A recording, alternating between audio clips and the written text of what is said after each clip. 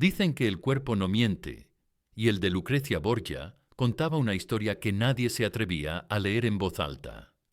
En la madrugada del 2 de febrero de 1502, en una alcoba del Palacio Vaticano convertida en tribunal de carne, una joven de 21 años yacía desnuda sobre sábanas de seda roja, mientras 4 hombres de la nobleza italiana observaban desde las sombras. No era una orgía ni un espectáculo de lujuria, era diplomacia. Su padre, el Papa Alejandro VI, había transformado el momento más íntimo del matrimonio en un acto público de verificación política. 3 veces debía consumarse la unión con Alfonso d'Este.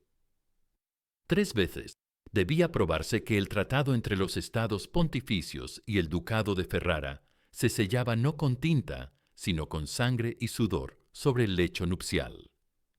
El aire de la habitación olía a cera derretida, perfumes caros y terror. Las antorchas proyectaban sombras danzantes sobre las paredes doradas, convirtiendo el santuario pontificio en un teatro grotesco donde la virginidad se convertía en moneda de cambio.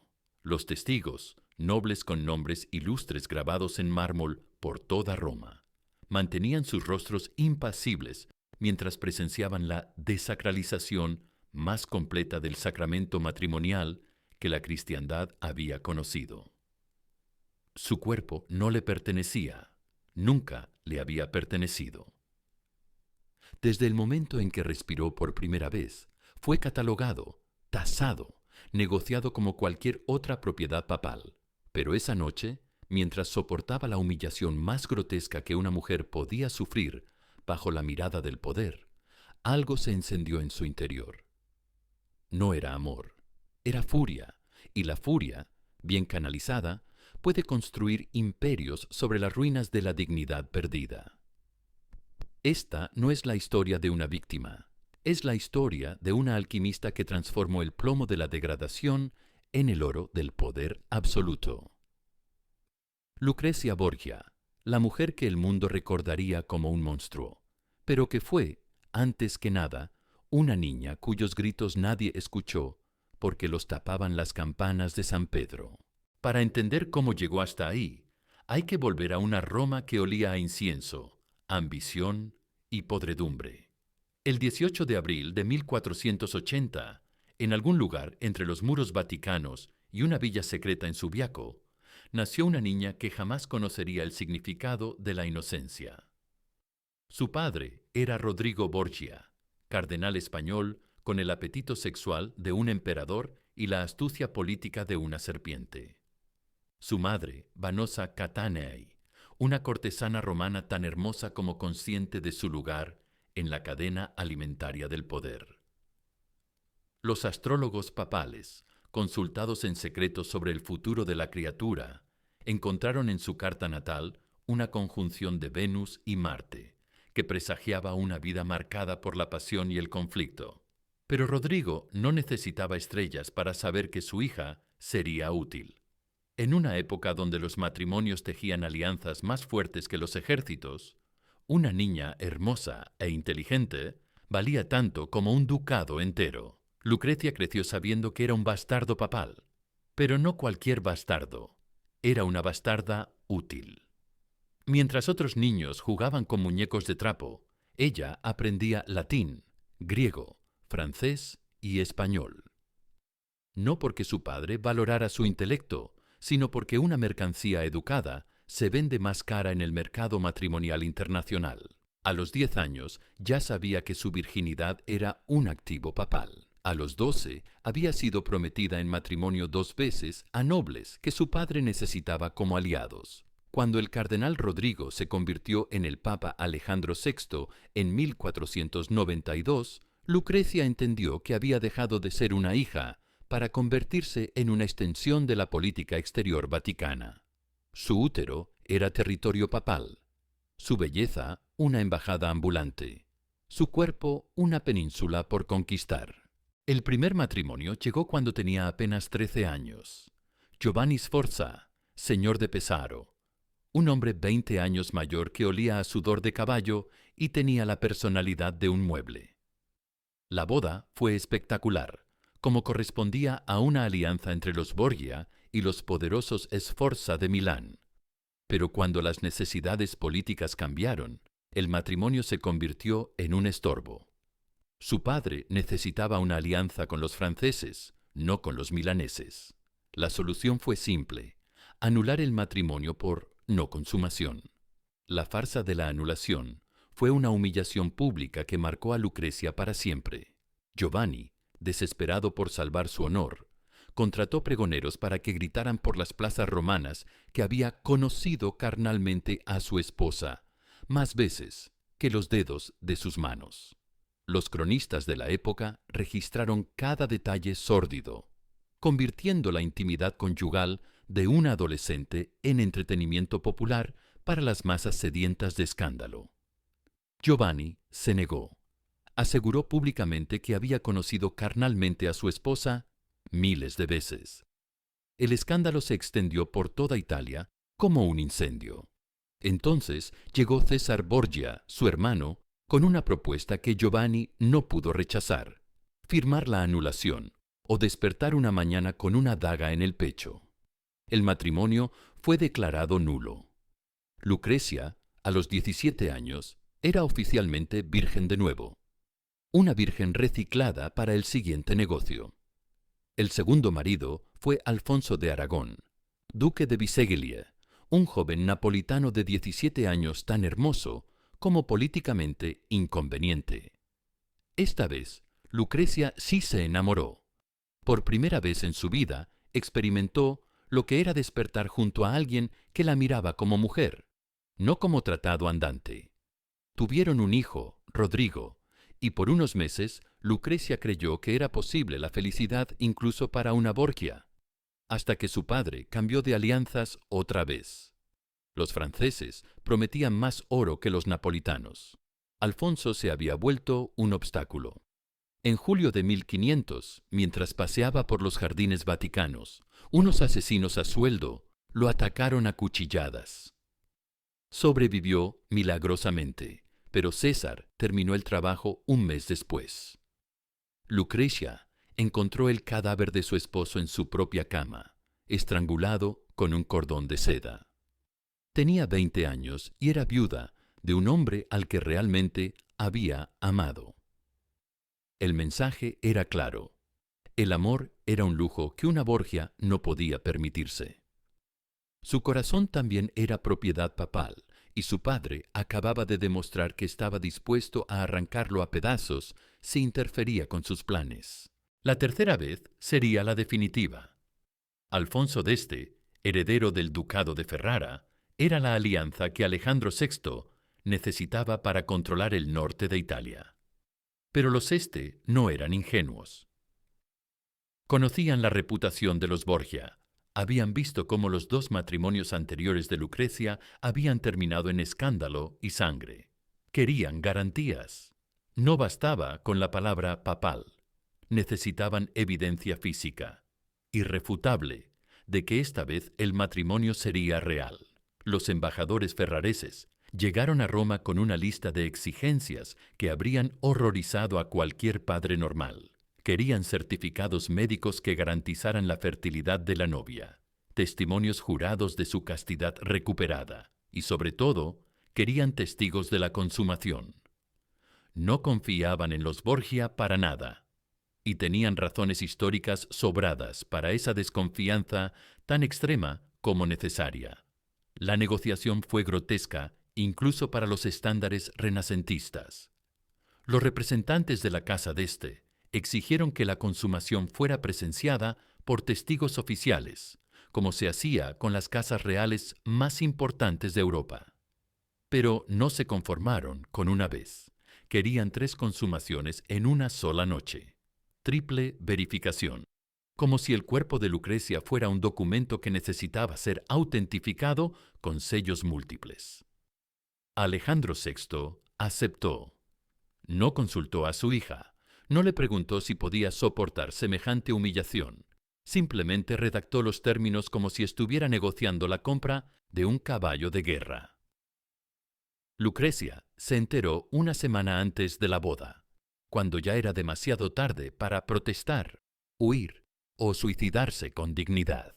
El 30 de diciembre de 1501, en la Capilla Sixtina, Lucrecia Borgia se casó con Alfonso d'Este.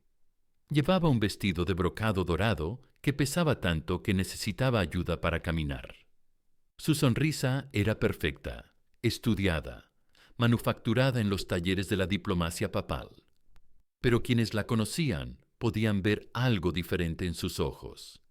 Ya no había súplica, ya no había esperanza, solo una frialdad mineral, como si algo se hubiera congelado para siempre en su interior.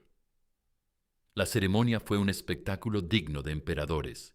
500 invitados, música de cámara, banquete con cisnes rellenos de especias orientales, vinos de las mejores cosechas europeas. Miguel Ángel y Rafael, presentes como testigos del poder papal, observaron la teatralidad perfecta de una alianza que se sellaba con oro, seda y carne humana.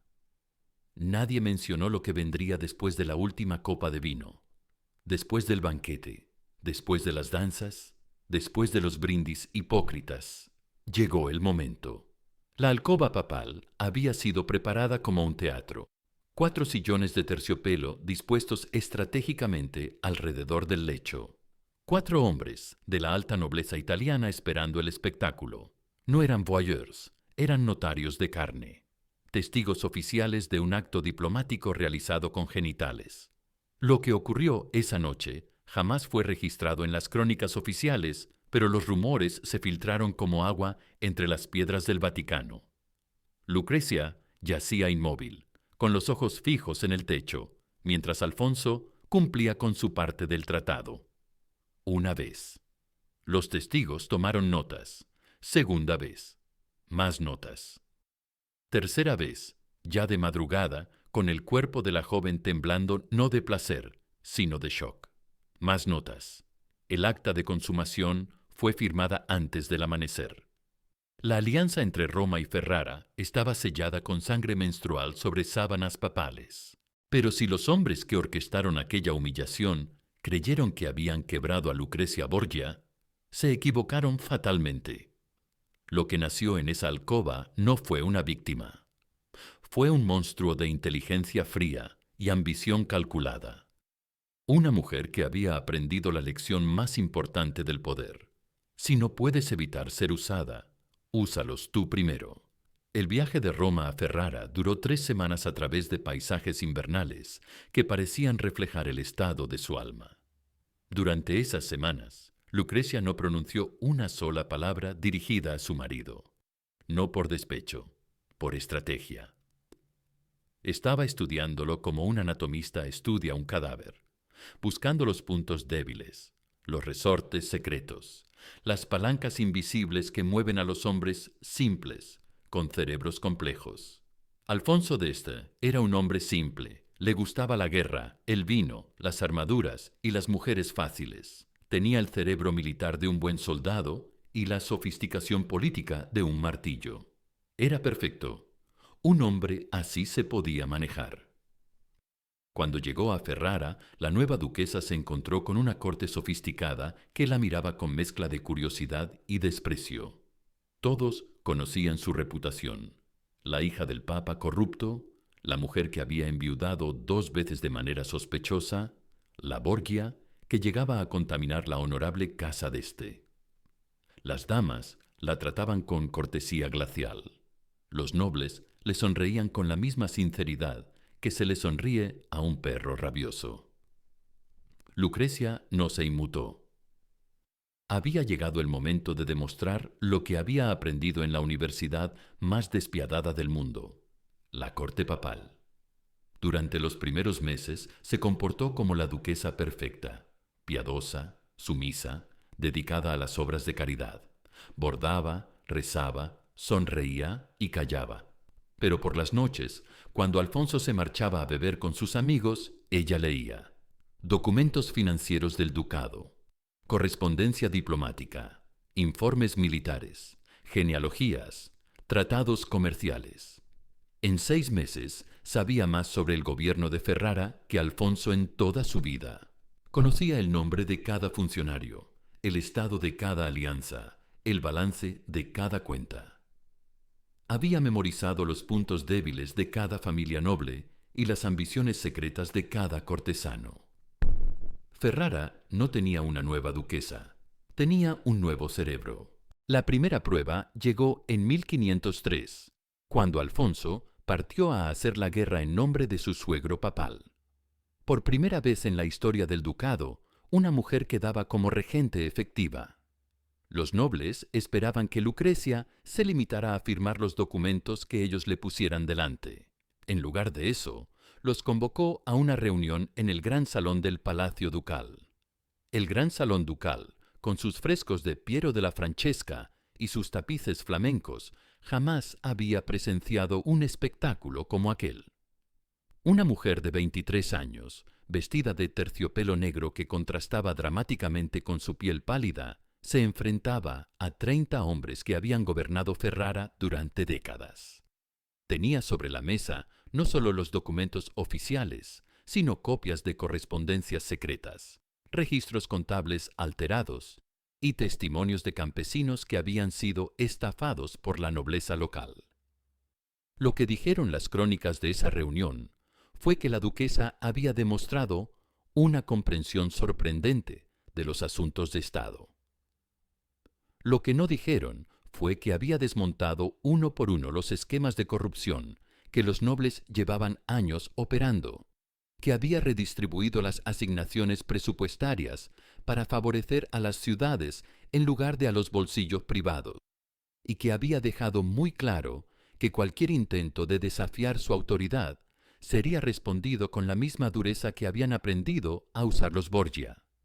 No hubo resistencia, no podía haberla, porque Lucrecia había comprendido algo que sus enemigos no. El poder no reside en ser temido, sino en ser indispensable. En 2 años de regencia, había modernizado la administración ducal. Había negociado tratados comerciales que triplicaron los ingresos de Ferrara y había ganado el amor genuino del pueblo llano a través de reformas que mejoraron sus condiciones de vida. Cuando Alfonso regresó de la guerra, se encontró con un ducado próspero, gobernado por una esposa que ya no era la joven humillada que había dejado atrás.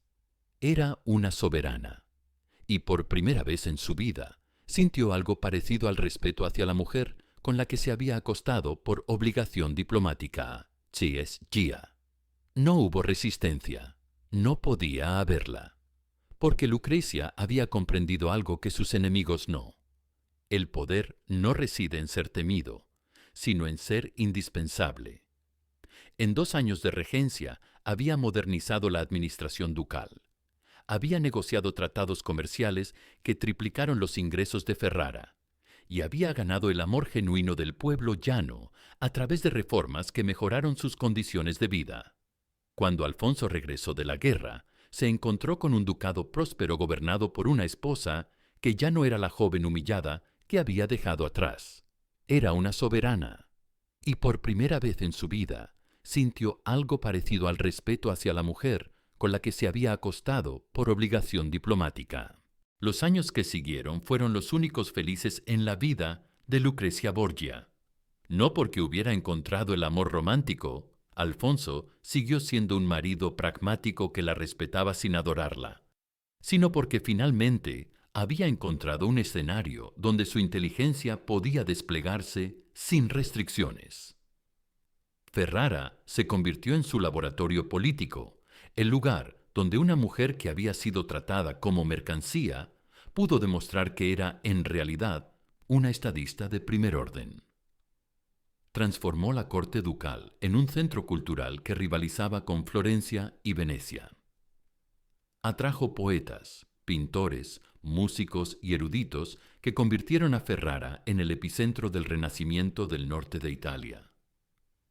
Pero esto no era solo mecenazgo, era soft power. Una duquesa que patrocinaba a los mejores artistas de la época era una duquesa que no se podía ignorar ni despreciar. Cuando murió su padre en 1503, Lucrecia no lloró. Alejandro VI había sido su verdugo y su maestro, el hombre que la había prostituido políticamente, y el que le había enseñado las lecciones que ahora la convertían en una de las mujeres más poderosas de Italia. Había aprendido tanto de él que ya no lo necesitaba. Su muerte la liberó de la órbita papal y le permitió ser completamente ferrarense. Su relación con Alfonso evolucionó hacia algo parecido a una sociedad. Él se encargaba de los asuntos militares, ella del gobierno civil. Él comandaba los ejércitos, ella negociaba con los embajadores. Cuando los franceses invadieron el norte de Italia en 1509, fue Lucrecia quien negoció los términos de la supervivencia de Ferrara, quien convenció al rey Luis XII de que era más útil tener a los de este como aliados que como enemigos. Pero el cuerpo que había sido su maldición siguió siendo su campo de batalla.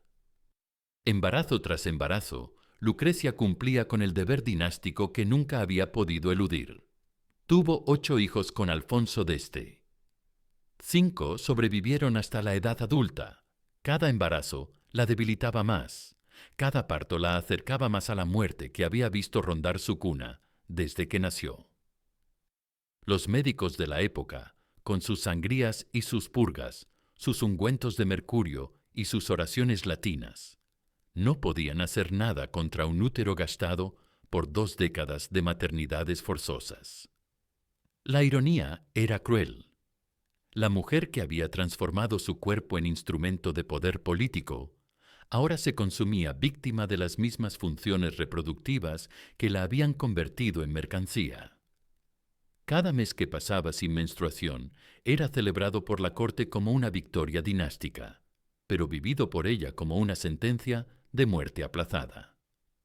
En 1519, a los 39 años, Lucrecia quedó embarazada por 10ª vez. Su cuerpo, gastado por 2 décadas de maternidades forzosas, ya no podía más. Los médicos le aconsejaron reposo absoluto. Ella siguió gobernando desde la cama, firmando decretos entre contracciones, recibiendo embajadores, mientras las comadronas preparaban el lecho de muerte que había confundido con el de parto. El 24 de junio de 1519, después de 10 días de agonía, Lucrecia Borgia dio a luz a una niña que no llegó a respirar. Y una semana después, mientras las campanas de Ferrara doblaban por su alma, murió la mujer que había transformado la humillación más grotesca en una lección magistral de poder femenino. Su funeral fue el de una santa. El pueblo de Ferrara llenó las calles llorando por la buena duquesa, la mujer que había convertido su ducado en una potencia regional y había mejorado las vidas de miles de personas que nunca supieron que había empezado siendo una mercancía política vendida por su propio padre. La ironía era perfecta y terrible. La mujer que había sido forzada al espectáculo público más degradante de su época terminó siendo recordada por su dignidad. Los historiadores, durante siglos, se debatieron entre presentarla como un monstruo borgiesco o como una víctima del sistema patriarcal renacentista. Pero se equivocaron en ambos casos. Lucrecia no fue ni víctima ni victimaria. Fue una superviviente que convirtió su victimización en una forma de arte político. Siglos después, cuando las feministas del siglo XX comenzaron a revisar las narrativas históricas sobre las mujeres poderosas, encontraron en Lucrecia Borgia un caso de estudio perfecto. Una mujer que había sido juzgada por los crímenes de los hombres que la controlaron, pero que había logrado construir un legado propio a pesar de ellos. No a través de la rebelión, que habría sido suicida, sino a través de la alquimia, transformando cada humillación en una lección, cada abuso en una fuente de conocimiento sobre el funcionamiento del poder.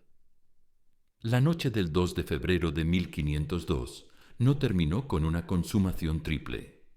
Terminó con el nacimiento de una estratega que comprendió una verdad que muy pocas mujeres de su época pudieron ver: que el patriarcado es más vulnerable de lo que parece, que sus mismos mecanismos de control pueden ser subvertidos por quienes los entienden mejor que sus creadores. Esta es la historia de Lucrecia Borgia, no la hija del papa corrupto, no la mujer que envenenó a sus enemigos con anillos secretos, no la cortesana que seducía para manipular. Fue la niña que aprendió a leer el poder en el cuerpo de otros y que terminó escribiendo su propia definición de soberanía sobre las cenizas de su dignidad perdida. Y aún hoy, cuando vemos mujeres públicas siendo reducidas a sus funciones corporales, cuando presenciamos cómo la intimidad femenina se convierte en espectáculo político, cuando observamos cómo el escrutinio del cuerpo de la mujer se usa como herramienta de control, deberíamos recordar a Lucrecia, porque ella demostró que es posible tomar el escenario que te han preparado para tu humillación y convertirlo en el teatro de tu triunfo. Sin corona propia, sin apellido limpio, sin padre que la protegiera, pero con algo más poderoso que todo eso, la certeza de que la inteligencia, bien aplicada, puede transformar cualquier maldición en una bendición disfrazada.